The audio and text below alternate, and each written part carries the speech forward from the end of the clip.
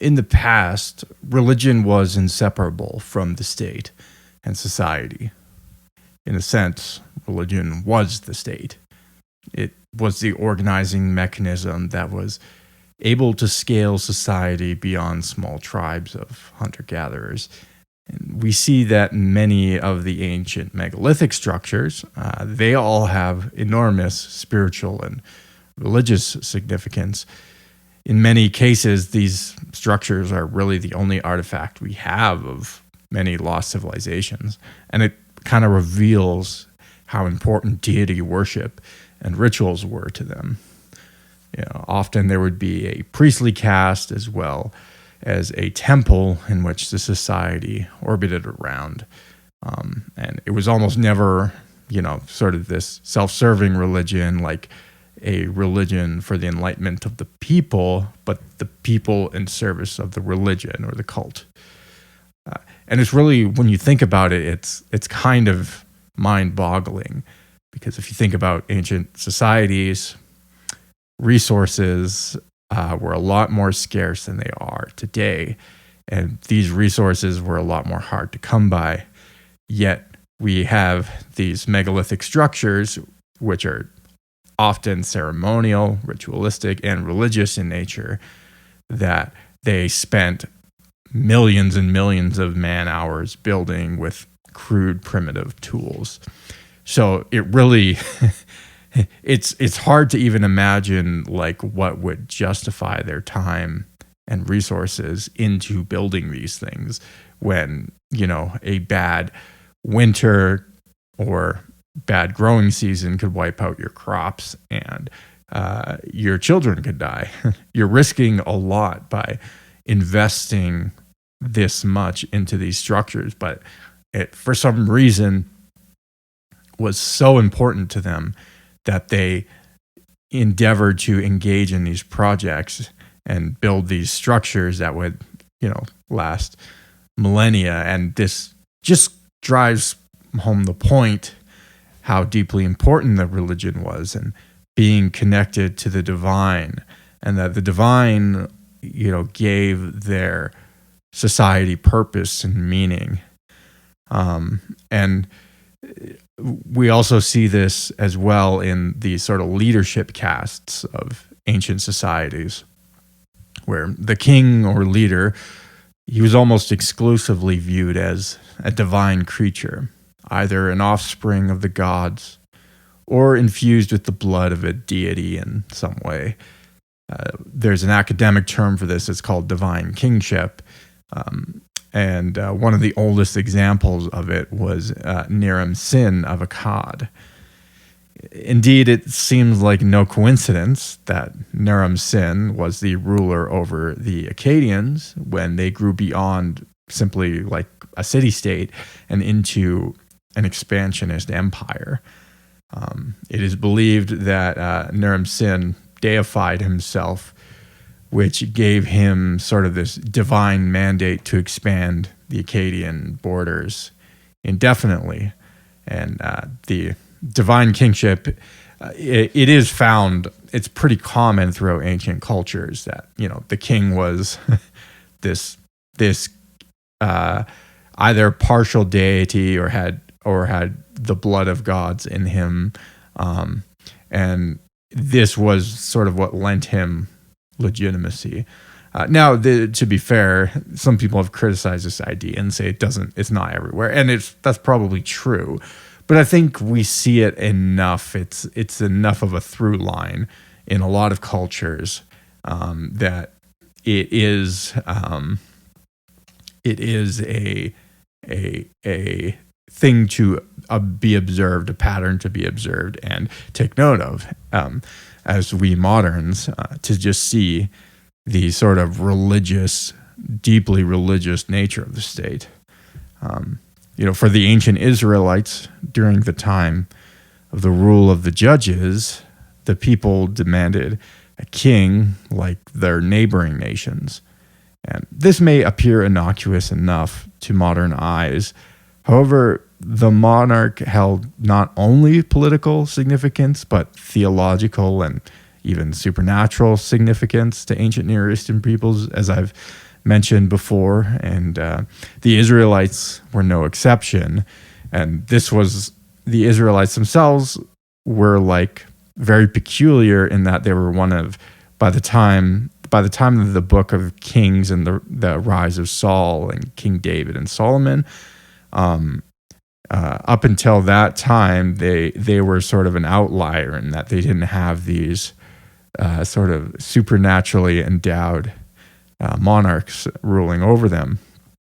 And so, they wanted a person who embodied Yahweh in some way, who is Yahweh's physical manifestation on the earth, to be their ruler. And probably there is also like a lot of anxiety in that, because during the time of the Judges, if you read the Judges, there is a lot of turmoil and a lot of political instability.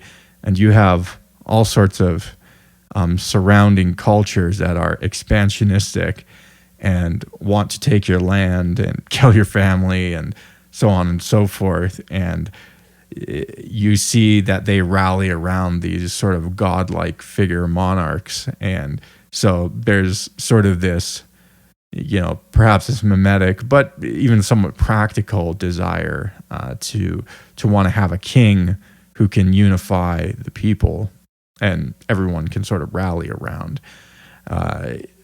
It could be simply just explained through like a survival mechanism. But the reason they didn't have kings was because God wanted the Israelites to be set apart. He didn't want them to be like the surrounding people. And there's also, there's a whole lot of things to unpack there, because divine kingship in the ancient world was a lot more than just, sort of a wink and a nod to the king, that he has some sort of supernatural connection to the divine. But there was all sorts of rituals and practices involved with divine kingship, and the divine king could institute all sorts of religious worship as well to other gods. And this was one thing that is like a big no-no in the Old Testament of the Bible for the ancient Israelites, because this was always the thing that was turning the Israelites astray. They were worshiping other gods. And the demand for a king is kind of in that same vein of thought. Yeah, it's like they weren't exactly calling for another god, but they did want to have a society that was organized around Yahweh in the same way that the pagan societies did. And we see the divine political connection throughout the ancient world, like in polytheistic China, which developed a concept called the mandate of heaven, where a ruler was chosen by the gods and was imbued with divine power. The emperors of Rome, obviously, when in the 1st century BC, Julius Caesar was posthumously deified in what the Romans called apotheosis, becoming God. That's what that literally means. But Julius Caesar was the first one, and this was sort of the beginning of an imperial cult among the Roman leaders, where all of the successors would now propagate the idea that they had divine blood. So to resist Caesar is to resist the gods. And so that's kind of the Roman imperial cult that formed after Julius Caesar. And I'm sure all of the Roman emperors found this whole concept rather useful, because it was able to cement their power and cement their rule, because being an emperor is actually kind of dangerous. Your people are always vying for power and they want to kill you, so on and so forth. So, I don't totally blame them, but we see this religious culture in the very formation of the state, that the state from the very beginning, was a religious project, more than simply just a sort of innocuous way for us all to organize people at scale. So fast forward a few hundred years, and Constantine comes to power, and he Christianizes Rome in the early 300s AD. And he was able to spread Christianity throughout the empire and much of Europe. Christianity went from being a persecuted and vilified religion to a wielder of political power almost overnight. Many of the institutions, pagan temples, occult holy orders were Christianized. And it is believed that Constantine converted after the battle at Milvian Bridge with Maxentius, who was challenging him for the throne. Now, Maxentius reportedly had an army twice the size of Constantine, and he was sort of the clear favorite to win and overthrow him. But the embattled emperor engraved the Greek letters Chi Rho on the shields of his soldiers, which were the initials for Christ. And at this time, it was not uncommon for armies to wear the insignia of God on their attire to try and curry favor with the deity. However, this would probably be the first time anyone would have seen the Christian God appealed to for victory in battle. In fact, based on what we know of the early church, killing in the name of Christ was most likely blasphemy. Now, it's hard to say. There was lots of, prior to the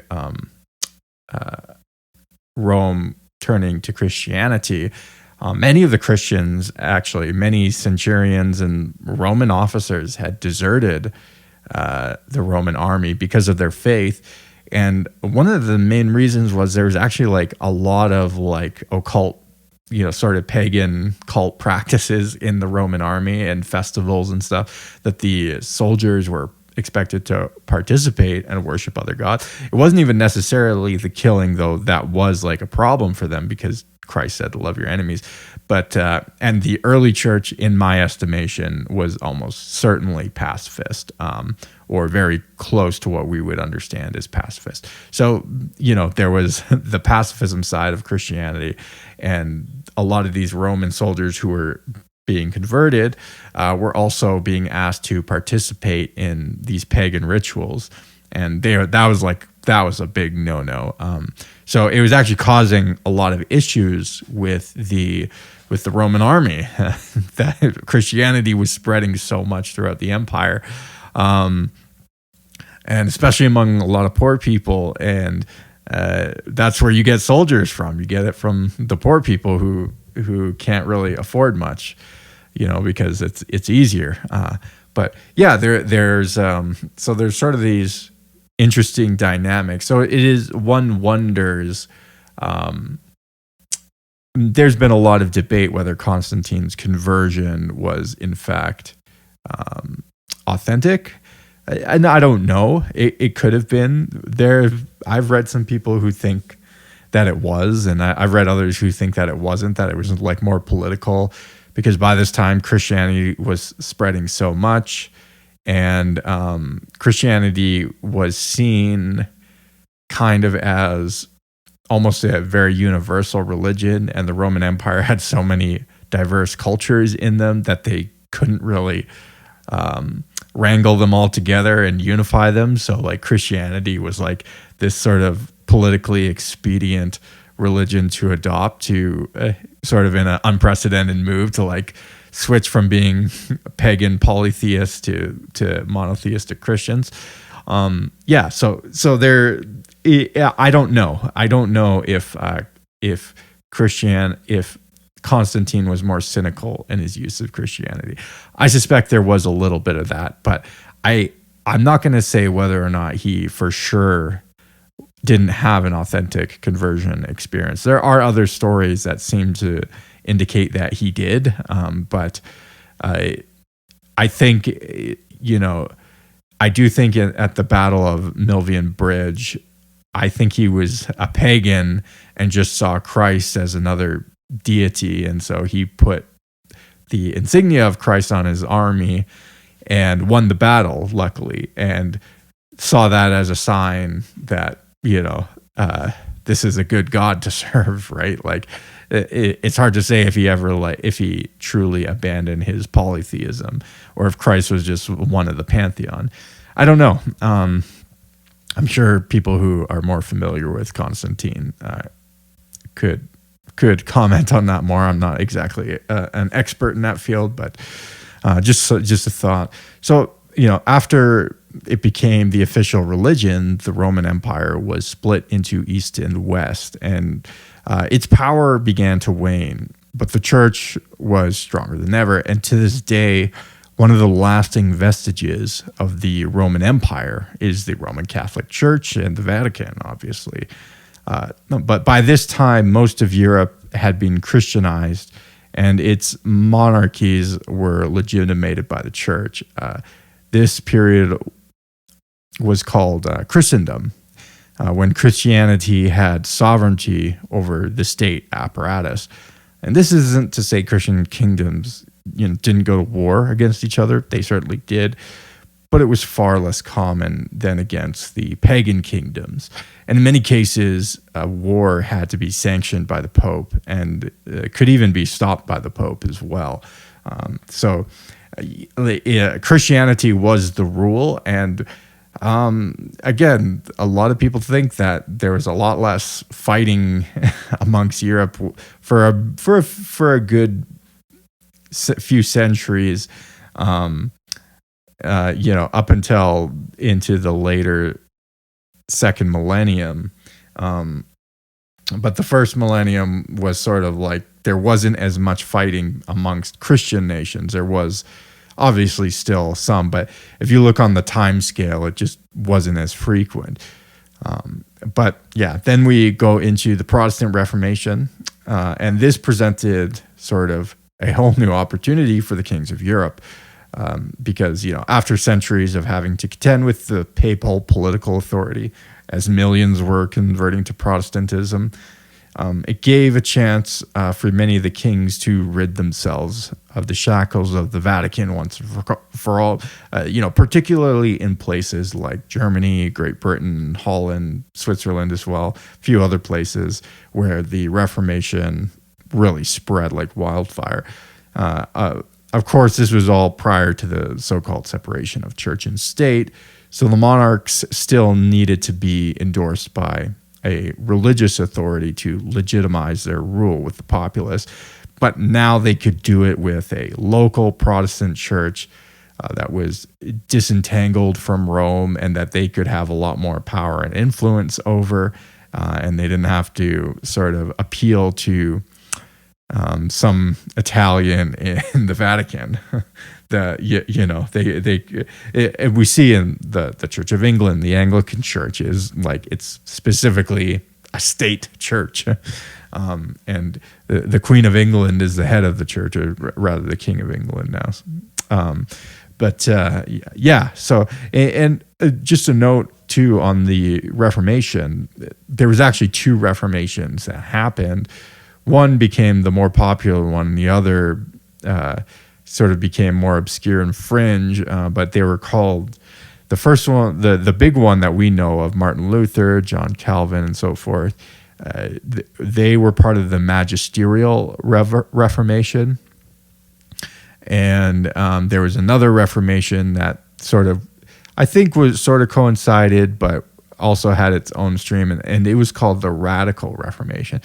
Now, the magisterial Reformation was a sort of very imbued with the state and society, and even John Calvin has like a lot of ideas on what society is what a Christian society or Christian government is supposed to look like, and it still had a number of premises and assumptions in the magisterial Reformation that the king had to be sort of ordained by the religious leaders, and the state had to have all the trappings of the church and whatnot. There was still this idea within the magisterial Reformation, and they got in bed with many political leaders, especially in Germany. And there was some, like the 40 Years' War was just an awful just terrible war if you read about some of it. If we had like the same kind of documentation then that we do now, it would be, the 40 Years' War would be sort of, it would be probably on the scale in terms of proportionality of the population. It would be somewhere on the scale of World War II or World War I or something like that. It really was just a total bloodbath in Europe, and it was had a lot to do with religion and a lot of the, particularly the German states wanting to defect from Rome and become Protestant, right? And so you had that side of the Reformation, and then you had the Radical Reformation, which actually rejected the state, and they were sort of quasi-anarchists. And they were very much like, you have to like live separate from the state. You cannot be a soldier. You can't work for the government. You can't work for the king. We're like, Christians are a separated people, and it really was a radical Reformation. And they almost seemed like the hippie Christians, and they were extremely pacifist. And the sort of the descendants of the Radical Reformation are actually today the Hutterites, the Amish, the Mennonites also. And these people, the people who live in like very isolated communities, you see sort of the logical conclusion of the ideology. But if you go to like, I think it was I can't remember his name off the top of my head, but like Menno Simons, who is the head of the Mennonites, you go back to their time, their contemporaneous time, they were very much, they didn't look that different in form and practice from the rest of the churches, or even the Magisterial Reformation, or even the Catholic Church for that matter. A lot of these guys were priests in the Catholic Church, and during the Reformation, when they split from the Catholic Church, things didn't, the actual aesthetic of it, the practice didn't actually change all that much. But just over years of like following these principles, it eventually sort of morphed into something kind of radical, even by our standards, as we see with the Amish. But yeah, it is. You see this. There's just this through line of religion and divinity giving sort of this legitimacy to the state. But then we hit the Enlightenment and the French Revolution, or the Enlightenment rather, that culminated in the French and American Revolution, and a disdain for authority grew to a head. And the calls for church authority to be separated from governance sort of began in earnest by this time. Democratic republics and parliamentary democracies began to spread across Europe and the Americas, shutting themselves of the so-called superstition of the church to be ruled by reason and science, which is sort of hilarious in and of itself, but as if like masses of people can be ruled by reason and science. It's sort of almost like an oxymoron. But yeah, there was this sense that like strip the church's authority altogether from the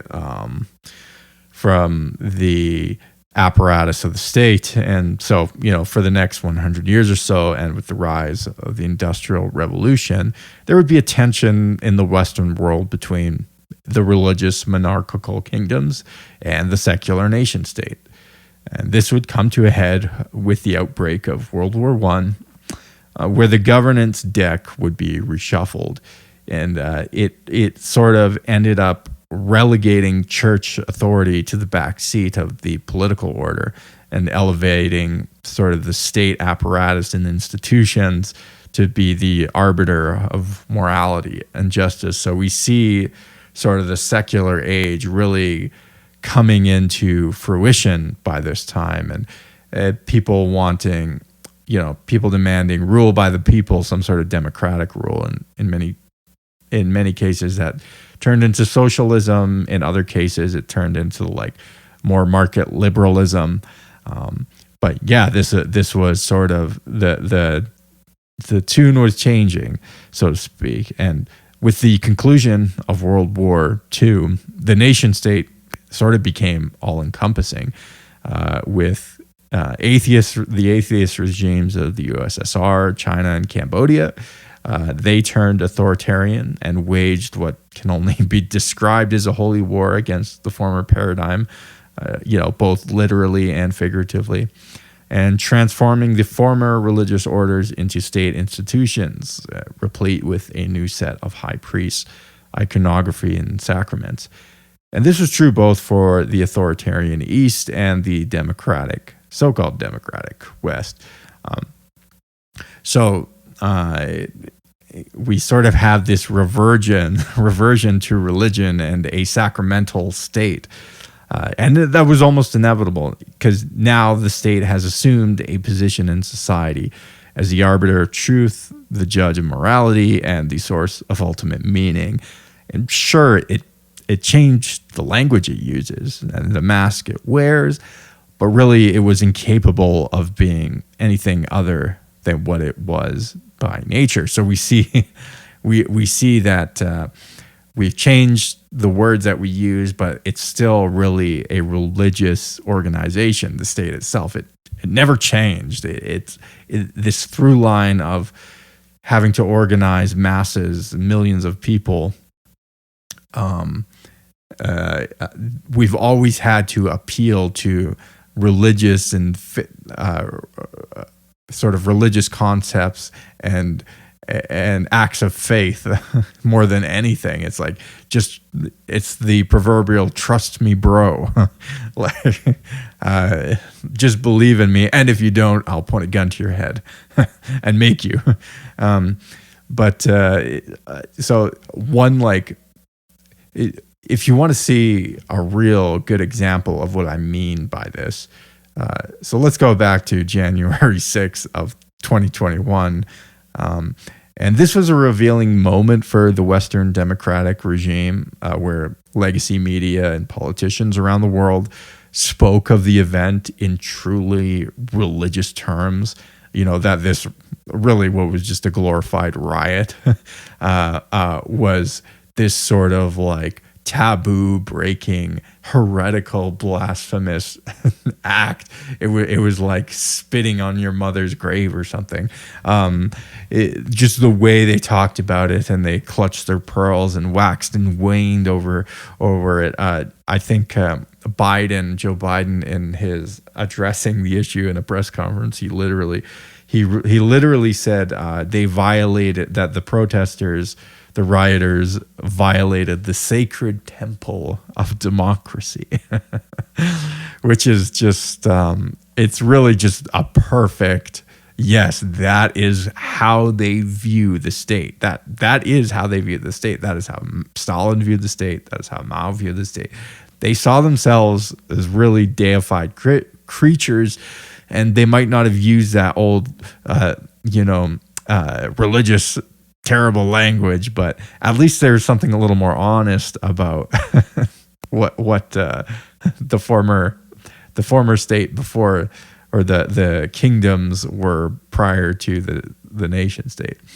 And you had this, like, especially around January 6th, you had just nothing but pearl clutching and couch fainting over the rioters who broke a few windows at the Capitol building on January 6th. And there's you'll see it. You can just look it up in many of the writings about it, and it's just nothing but religious incantations and appeals to these sacred halls and this democracy we fought so hard for. You can see these people well up inside, because this is the thing that gives them ultimate meaning. Now, what's also interesting is if you just go back 6 months prior to January 6th, you had an entire summer of Black Lives Matter rioting across the country, destroying communities, people, like dozens of people, died in those riots. Billions of dollars of damage was caused, and it was defended. It was people waved your finger at you if you dare criticize this thing, and there was a lot of heated debates over that. And it's just funny to me how they are just like, you're overreacting to this, or this is actually, these protests, these riots are a good thing. And then, but the second they lay a finger on that holy place, the Capitol building or the White House or this monument or that monument, the second you do that, the second you violate this taboo, you are a persona non grata. You are beyond evil. You are a blasphemer. You must be sent to the gallows, you witch. And that really is how they see it. And you even you go to places like the Lincoln Memorial, and you see like the Lincoln statue. It reminds you of a statue of Zeus. Literally Washington D.C. is set up like ancient Greece. And there's all sorts of these like throwbacks and callbacks to the ancient Greek time, but you can't separate the supernatural beliefs of the ancient Greeks from their government, but we try to do that, but I think we kind of fail. So many people will try to beat you over the head about your sort of democratic participation as if you had any sort of legitimate chance of affecting the outcome. And assuming you have anywhere near the information necessary to make anything close to a competent choice of the matter, they will tell you things like it is your duty to vote, and that people died for your right to vote, and so on and so forth. And I just think I totally reject this premise. It's false on both accounts, and particularly as Christians, we are of another nation, and that nation is the kingdom of God. That is our first loyalty and fealty to, and we don't owe the democratic system anything. It is just a system like any other system. And it has absolutely no religious power over us. There is no demand from God to bring in our participation. And I'm releasing this episode very strategically on this day, which is November 5th, 2024, because I know this will be the voting day for the Americans, and I get a lot of American listeners, and a lot of people who aren't American are going to follow it. And you have you have a choice between, I guess, Orange Hitler and some weird cackling lady, and these are the people who are going to be your superiors, and they are. This is the most important thing, the most important election of your lifetime, and you have to vote, and blah blah blah blah blah. And and I'm not gonna if you want to vote, I'm not gonna knock you for voting. It's fine, but just just realize what it is.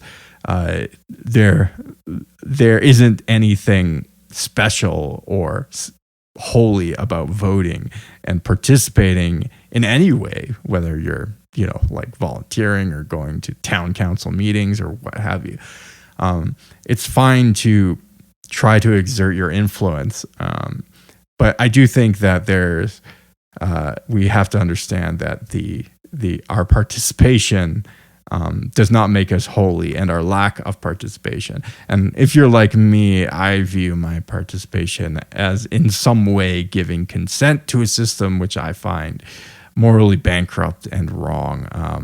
I do not consent to having my tax dollars used to fight wars around the world and kill people. I do not consent to have my tax dollars used to murder children in the womb. I do not consent to have my tax dollars do things like transition children, right? And that is taken from me by force. Those things are taken from me by force. And I feel like voting is that participation, that act is in a way giving over your consent to say that I agree that this system is legitimate, and so I'm going to participate in it. And for me, no, I don't think so. So anyways, just some food for thought. The religious nature of the state, the history of the state has always been religious. It's always been a religious institution. It has to be. It can't be anything else. There is no way you can control that number of people at that scale without it being a religious phenomenon at its base. So anyways, that's just some thoughts. Hey guys, make sure to go rate and review the show if you can. Give me a like and subscribe. Follow me on social media. I'll leave all those links in the description. Peace.